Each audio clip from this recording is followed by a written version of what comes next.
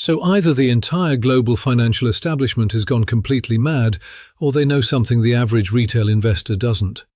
Today I'm going to walk you through the three forces powering this gold supercycle, and more importantly, what you can actually do about it. If you can guess where I am, you'll win a golden cookie. But a quick introduction for anyone new here. My name is Warren Buffett. I'm a former investment banker and I've spent years observing and tracking institutional money movements. What we do here is we skip the noise like CNBC. We actually show you what billions of dollars are doing right now. I don't sell gold or run a gold fund. I'm not a broker. I'm not a registered financial advisor. All I do is share what I've learned. And I believe this will help you understand the gold and even the silver movement better than 95% of people discussing it online. So, let's rewind for a moment. In 2025, gold didn't simply rise. It surged by 55% in a single year. It broke 53 all-time highs, essentially a new record almost every week.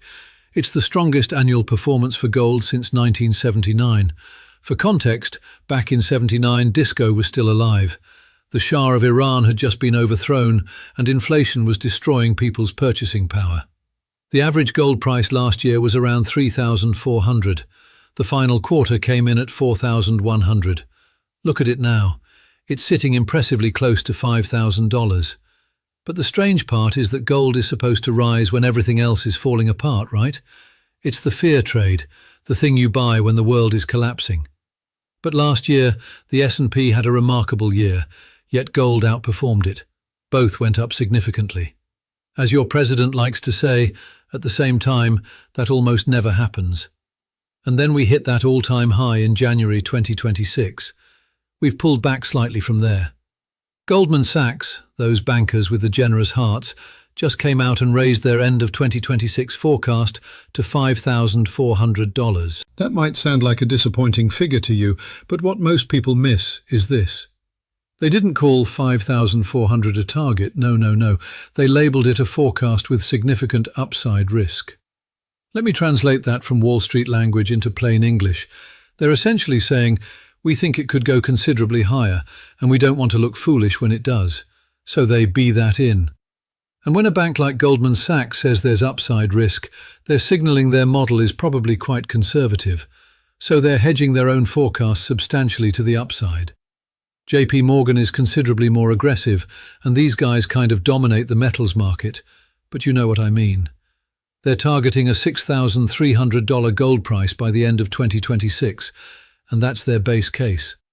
Their upside scenario is, wait for it, drumroll, $8,000 to $8,500. Now, before you rush out and buy anything, when I first started investing, I had no clue how these Wall Street guys selected their trades, whether stocks or metals. I've been very fortunate to learn from mentors over the years, people who worked at Goldman, at Deutsche, Merrill Lynch, and all those big institutions. And if you're interested, I'm going to teach you the exact three-step system they use for picking those stocks and trades, whatever they may be. I'm going to run that session this Saturday, and for all of you in the UK and Europe, you've been fairly vocal about wanting a session that isn't at 2 in the morning your time. This one's for you. The last session had 3,000 people in it, which hit our capacity. So sign up early and show up early at felix.org/webinar. There's no charge for it. It's simply spreading good old-fashioned financial education Wall Street style. But the real question you have is gold going up? Is silver going up? But that isn't actually the right question. The question is, why is every major financial institution on the planet suddenly obsessed with a metal that humans have been pulling out of the ground for roughly 5,000 years? The answer comes down to three things. 1, 2, 3. It's a challenging number for a former banker, and I think once you understand them, the whole move will make far more sense, and you'll be in a position to make better decisions, which is ultimately what this is all about. Now, I want to take a quick detour because there is a related story that most people are completely overlooking, and it tells you something critical about what's happening with physical metals. COMEX, which is the main exchange where gold and silver futures trade in the US, the people who keep the market running smoothly for everyone's benefit, their silver inventories are running dangerously low. Total COMEX silver stock has dropped to about 82 million ounces. If you look at the chart here, and I'll try to get it on screen, editor please, We have a tool actually, I call it Better Stocks, but it has a large metal section in it, and we track the institutional data that market makers look at with COMEX. And one of the things we monitor is how much silver and how much gold is actually remaining, what the movement is, and you can see that updated every single day. That's a premium tool at $27. We like to keep things very affordable and accessible. But there's also a huge amount of other great content in there for retirement planning, stock selection, all that. But for you metals enthusiasts out there, you might want to check that out and cancel any time if you're not satisfied. But why am I highlighting this number? Because it's 75% lower than it was in 2020. They are literally running out of silver. And if you think 82-odd million is a large number, well, in December, 47 million ounces were claimed for delivery in just 4 trading days, which is roughly 60% of all silver inventory. So, the silver market is genuinely running a supply deficit. This has been happening since 2021. The total deficit across those years is approximately 800 million ounces, which is essentially the entire year of global production simply missing. Why? Because industrial buyers who used to stockpile a lot of silver, they used to hold about 3 to 4 months' worth, now only carry about a month's supply. So the AI chip manufacturers, the solar panel, the battery companies, they all require silver, and there's less and less of it available. So why does this matter in a video focused primarily on gold? Because it tells you something very important. Precious metals are becoming scarce. The paper market says one thing, it's all whatever number they want it to be. But we have this divergence. Physical silver is shrinking. And ultimately, I believe physical silver will win. Why? Because the central banks aren't buying paper gold. They're buying physical metal. They're purchasing bars, taking physical delivery. They want the real thing in their vaults. And think about it. If the paper price was much cheaper than the actual physical price, wouldn't you simply buy the paper and request delivery of the physical metal? Well, that's exactly what occurred at the start of last year in the gold markets. So, the same dynamic is likely to unfold in the silver market. So, get yourself that data. There's a link below. betterstocks.goacademy/metals, I believe it is. Just click below in the description. I'll put it there for you. But let's really understand these 3 forces and bear with me because the third one is actually the most important. Number 1 is the foundation that everything is built upon. It is called currency debasement. Sounds very technical, but what does it actually mean? Well, I've used a pizza analogy before. Imagine you have 8 slices. You and 7 friends each receive 1 slice. Very fair. Now, imagine the government says, hey, we need more pizza. But instead of baking a new pizza, they just cut the existing pizza into 16 slices. Everyone still gets a slice, but each slice is now half the size. That's essentially currency debasement. Maybe not the greatest analogy. Give me a better one in the comments. It's always pizza with me, but the government isn't taking your money away. They just make each dollar worth less by producing more of them. And the actual numbers are quite staggering. The US money supply, basically all the cash, checking accounts, savings accounts, and related funds in the economy, went from 15 trillion to 21 trillion just during the COVID period. That's remarkable, right? We added roughly 40% in just 2 years. So the government created 40% more dollars in approximately 2 years. And they didn't stop there. It's gone up another 30-odd% since then and now sits at $22 trillion. And globally, this same story has played out in virtually every major economy. We actually have a money divided by gold price chart historically in our little tool there. And if you look at that, and we'll return to it in a moment, you see that gold prices, basically, the lower that ratio is, the more expensive gold is relative to money. But it's nowhere near the crazy number we had in the 80s. We're about 4.6 right now. It went to about 2.5. So gold could massively increase just on the basis of what happened in the 80s. And if you believe the money printing isn't going to stop, which I certainly do, then the upside potentially here seems pretty significant. So what does that all come from? What's the elephant in the room? Well, it's the national debt, the US debt. And by now you're thinking, yeah, 38 trillion. What's a 38 trillion between friends and 16 slices of pizza? Well, the debt to the economy ratio has blown past tin pot country levels, and interest payments are going through the roof. Interest payments have tripled over the past 5 years. Tripled. So, the US is spending $1 trillion on interest a year, more than they're spending on defense, which is pretty hard to do, you'd think. And I remember a mentor of mine, an old Wall Street veteran. He said to me, "Look, governments have two choices when the debt gets really, really high. They can either default, which they never do because it would just be catastrophic and they would be remembered as lunatics. So what do? They create inflation because inflation, while it makes your money worth less, it also makes the debt worth less." That's an odd concept to wrap your head around, but that's exactly what happens. And gold is the only asset that's been keeping score for about 5,000 years with all the money printing. And when he told me that, I kind of thought it was a bit dramatic, but I think he was actually being conservative. So, here's the connection between money printing and gold and silver. When the government prints money and runs up debt, the value of the dollar goes down. But because gold is actually limited to whatever is in the ground, it retains its value, or maybe even massively outperforms the amount of inflation. And if you look at the 70s, gold surged 2,300% as the money printers went nuts. 2008, gold went up 170% as the money printers went on. 2020, gold jumped only 40%. And that's because everybody was told Bitcoin was the new gold. You might believe that. Completely fine with me. No strong feelings about it.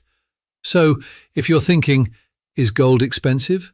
Is gold at $5,000 expensive? Well, if you look at it relative to the money supply, and I just mentioned how much money there is, what's gold worth? Then gold is arguably still undervalued. If gold returned to its 1980s ratio, we would need gold of about $9,700. Yeah, $9,700. I'm not promising you that. I'm not saying it's going to happen, just saying that's what we were in the 80s. And I think we have a similar insane level of money printing and inflation going on. So there is some information for you that you probably didn't have, right? Again, you can keep up to date with that chart if you check out the little tool links below in the comments. And maybe you think, oh, Warren is a bit nuts. Well, Wisdom Tree, a respected house out there, published projections based on different money supply growth scenarios. You know, how much money printing is there actually out there? And they're saying if money just goes up by 5% every year. So they print 5% more money. We get to $55,000 on gold and about $13,000 by 2050, by the way. Now, if they print 7% more money, we hit $7,000 and then $25,000. So the base case in the real money printing scenario is pretty extreme here. And no matter what the scenario is, even if you go into deflation, their model still shows gold goes up. Now, there's also been some speculation out there. You might have seen some options trades essentially betting on $20,000 gold. And what does that assume? Well, a lot of money printing, higher inflation, or possibly this rumor of a gold revaluation, where the government could essentially revalue its gold and therefore wipe out its debt. I don't think they're going to do that. Why not? Because I think it's one stretch too far for the market to accept. I think just quietly printing money is a much more elegant solution. No one's really going to notice it. It also deals with the debt, so I'm not really on that train. Feel free to convince me otherwise. I know some smart people are. But yeah, I kind of think that's an unlikely scenario. Possible, but unlikely. But you now understand force number one. Okay, let's try to make the next two a little more succinct. Force number two is the central bank. So what is it? Well, central banks all around the world are doing one thing. From February 2022, when the Western nations froze Russia's foreign currency reserves after Russia invaded Ukraine once again, they froze about $300 billion. Now, whatever your politics and your feelings about Russia or Ukraine or whatever, it doesn't really matter here because this is about the financial system. It changed how the world and the central banks of the world think about money and dollars. Especially the emerging markets watched what happened and thought, wait, if they can freeze Russia's dollars, they can freeze ours. And just like that, the global reserve system had a trust problem, because the global reserve system is based on the dollar. So what happened? Well, it's one of the biggest shifts we've seen in central banking history. Central bank gold purchases quintupled, that's 5x after Russia. And we've now had 4 years in a row where central banks have bought more than 1,000 tons of gold per year. And it's not one crazy country. All the major countries, the top buyers are Poland, Azerbaijan, Kazakhstan, China, Turkey, all the countries who might not want to be exposed to the dollar here. And actually a word on China. China has official gold reserves of about 2,300 tons of gold, which is about 8% of their reserves. Now the US, Germany, France, Italy all have about 70% of their reserves in gold, so the gap is enormous. China has therefore been buying gold every single month in 2025, and they keep doing that. That in itself will keep gold prices fairly elevated, in my humble opinion. And the smart analysts at Goldman Sachs said this is a structural shift in reserve management behavior. So what do they mean by that? They're claiming central banks have permanently lost trust in holding other countries' IUS, which is what your money is. There's no value in that piece of paper, it's just an IOU. So this is not a phase, this is the new normal. And 95% of central banks expect global gold holdings to increase. 43% plan to increase their own gold holdings, which is just remarkable. And the Russians are part of that, by the way. Their actual gold holdings have increased very significantly in value because gold's hit an all-time high. And those guys have quite a lot of gold, right? So the West kind of froze Russia's dollar assets to punish them. But basically, it just increased the value of their gold. Generally speaking, sanctions are very effective. I know they're popular. It makes you feel like you're doing something, but they very rarely achieve what you actually want them to achieve. So, let's put some numbers on this. Goldman Sachs estimates that for every 100 tons of gold purchases, it increases the gold price by just under 2%. Now, they're projecting central banks will continue to buy about 750 tons a year for the coming years, slightly less than last year, but could also be more. And if you just take that math into account, that would already exceed their gold forecast and certainly move us towards the $6,000 plus. So that's item number 2 I want you to understand at a deeper level, which is central banks. They're just using their money to not buy dollars, but to buy gold. And then number 3 is what I call the gap. The gap because the crowd hasn't shown up yet. You're watching this. Fantastic. Maybe you'll share the video if you find it useful. You'd think that with gold at about $5,000, everybody and their grandmother would be loaded up on gold, right? That everybody would be in on this. But that isn't the case. Yes, we had record inflows into gold, ETFs last year, very significant, and a lot of the Wall Street veterans are now recommending you put 5 to 10% of your portfolio into gold. Morgan Stanley are recommending 15 to 20%. But the average across all portfolios out there is less than 1%. So that means the biggest gold rally in half a century has happened and retail investors barely noticed and are barely participating. Now it's starting to pick up a little bit, and we had the largest inflows into gold ETFs last year, particularly from the US, but we're still in the early innings. So the total allocation is less than 1% of global funds. So there's an enormous amount of money that could shift into precious metals. And if you just replace the 60-40 portfolio with what a lot of people are not talking about, which is the 60-20-20 portfolio, and that comes from Morgan Stanley's CIO, which means 60% stocks, 20% bonds, and 20% gold or even silver. Well, what would that mean to the gold price? Well, JP Morgan, the bank for the everyday investor, have actually modelled this, and they said if it just increases by half a percentage point, it would drive the price up to $6,000 per ounce.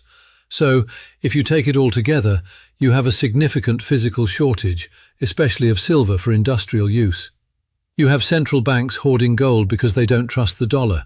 You have the dollar, which is by all intents and purposes going to be devalued because it's the only way to deal with the debt, right? Interest rates are going to come down, and they're going to tell you the economy is going to be growing a lot. And I hope it truly is. But a lot of that will just be inflation, and they will just not give you the real inflation number. The inflation number I always look at is what's the stock market doing. The stock market goes up 20%. That's 20% inflation because a lot of people get 20% richer. If you're not in it, then, well, you are now 20% poorer than them. And the same story applies to gold. If gold goes up 50% and you're not in it, then some people go 50% richer, and therefore that causes 50% inflation in my humble opinion, because the piece of paper, as I say, it's just an IOU that is fairly meaningless. So, if I take all of this together and I watch the data, and I would recommend you keep watching the inventory data, I think that's one of the most exciting things to watch at the moment. That's where we put it into our little metals tool down there. Watch that. Watch how much money is getting printed. And just next week, I think it's about 16 billion, which is just extraordinary. Asset prices are going to have a really good year, a really good decade, I would imagine. And I think gold will be at the heart of that as well as quality stocks. I think a lot of what's going on at the moment is a little overblown. I don't think Google is going anywhere anytime soon. I could, of course, be wrong on that, but that's my view. But I do think the gold enthusiasts are going to have a very, very good year. It's a very good year for gold hounds, and I would therefore think about how your portfolio is positioned and if this should be part of what you're doing. I'm not telling you to do it, I'm just saying it's something you might want to think about and plan for some exposure. Now, for you people who are jumping into the miners, gold and silver miners, and we've been doing that since about May of last year, you've got to be very careful with those and you've got to have very good risk management. That's really the key thing. Why? Because they're a lot more volatile. They're essentially a leverage play on gold and silver, so especially the junior ones, you're not really digging anything out of the ground yet. Be very careful with those and just think about what is the amount that I could lose here. Is that something I'm okay with losing?